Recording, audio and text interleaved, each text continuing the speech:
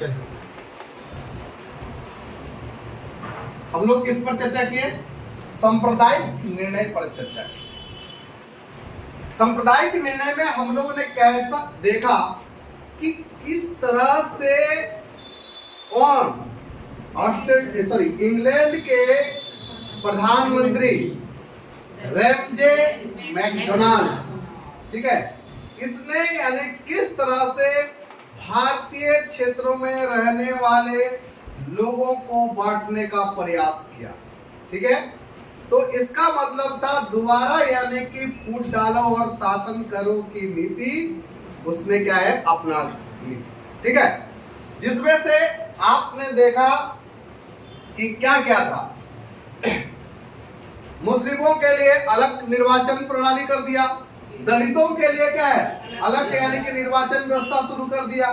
ठीक है, ये क्या था, हिंदू मुस्लिम दलित सबको यानी कि आपस में लड़ाने का पूरी तरह से व्यवस्था कर दिया। ठीक है, और आपस में जब तीनों लड़ते तो ऑटोमेटिक क्या होता, शासन अच्छा चलता है ना, है वोट डालो और शासन करो का नीति यही ना चलता है।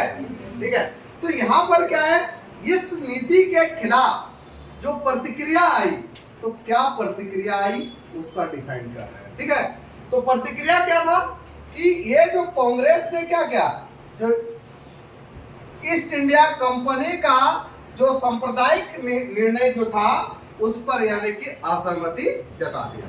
ठीक है, ये आपका क्या है अच्छा नहीं है, और कांग्रेस ने उसको ये सांप्रदायिक जो निर्णय किसका, रैमजे मैकडोनाल्ड का जो रहा उसको यानी कि वो अस्वीकृत कर देता है। ठीक है, अस्वीकार कर देता है। उसमें क्या है, गांधी जी ने क्या देखा, इसी सांप्रदायिक निर्णय को के बारे में गांधी जी ने बहुत अपना यानी क्या दिया बात रखा, जिसमें से सांप्रदायिक निर्णय को राष्ट्रीय एकता एवं भारतीय राष्ट्रवाद पर प्रहार के रूप में देखा। आखिर में जो राष्ट्रवाद था, तो राष्ट्रवाद में प्रहार है ना किया ये, कि पहले तो एक सूत्र में आप बनते चले जा रहे थे लोग, अब उसको तो पूरा का तोड़ रहा था ना, पूरा की पूरा तोड़ने का काम कौन किया, कंपनी की है ना, है तो वो पूरी तरह से तोड़ने का पूरा प्रयास कर रही थी।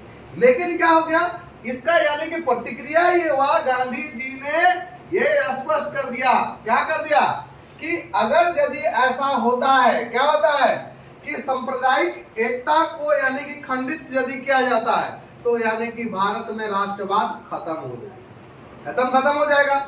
जिसमें से आपका देख रहे हैं, इनका माना जाए कि दलितों हिंदू दोनों के लिए बहुत ही खतरनाक है।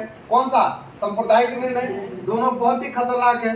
और एक बार अगर यदि क्या है, दलितों को पृथक राज्य का या पृथक क्या दर्जा, पृथक वर्ग का दर्जा दे दिया, मतलब दलित एक अलग वर्ग ही है, दलित जो है एक अलग वर्ग ही है। अगर यदि इस तरह से उसका क्या दर्जा अगर यदि दे दिया जाता है तो क्या होता है, तो इससे क्या होगा, अछूत को सदैव अछूत बने रहने की अवधारणा को अस्थायित्व प्राप्त हो जाएगी।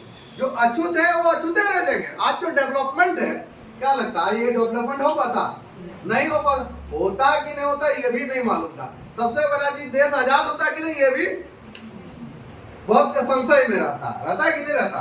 ठीक है, तो इससे मुख्य रूप से देखे, गांधी जी बोलते थे ये तो क्या कर रहा है, आपस में लोगों को तोड़ने का प्रयास कर रहा है ना, लेकिन वो किसके परिधर में था, यानी कि जो अस्पृश्य है, जो इसको जड़ से उखाड़ के फेंकने का बात करता है, उसको पूरी तरह से उखाड़ के फेंको यहाँ से। यानी कि ये जो आज छुआछूत जात पात का जो प्रथा था ना, उस प्रथा को यानी कि खत्म करने का बात करता है कौन, गांधी जी। ठीक है, और गांधी जी देखिए, और इसके लिए क्या होगा, वयस्क मताधिकार के आधार पर निर्वाचन की बात। ठीक है, अलग से उनको अलग से निर्वाचन मत दिए, क्या है किस आधार पर, वयस्क यानी कि क्या है मताधिकार के आधार पर क्या होगा, निर्वाचन का बात करता है। ठीक है, और देखिएगा अपनी मांग मनवाने के लिए गांधी जी क्या किए, 20 सितंबर 1932 को आमरण अनशन पर बैठ गए। ठीक है, और इसके लिए फिर क्या हो गया, इसका परिणाम क्या हो, जैसे मदन मोहन मालवीय और क्या है MC रज्जा, और इसी के माध्यम से याद रखेगा सितंबर 1932 में अंबेडकर के साथ क्या हो गया, पुनः समझौता हुआ। तो पुनः समझौता कब हुआ था, सितंबर 1932 में पुनः समझौता हुआ, और इससे तहत दलित वर्ग के लिए पृथक निर्वाचन मंडल क्या हो गया, जो मांग थी वो क्या है, इससे समाप्त हो जाता है। ठीक है, और इसके बाद क्या होता है कि किन लोगों के, दलित वर्गों के लिए विशेष करके आप क्या देखते हैं, केंद्रीय विधानमंडल में इसकी सीटों की संख्या बढ़ा दी गई। ठीक है, और प्रांतीय यानी कि क्षेत्रों में भी क्या है, इसकी सीटों की संख्या बढ़ाने की बात की, ना कि उन लोगों के लिए अलग सा यानी कि पृथक निर्वाचन की बात की गई। क्लियर हुआ, समझ में आया? कोई दिक्कत है किसी को? नहीं पर है तो बताया जाए, नहीं ना? ठीक है, चलिए।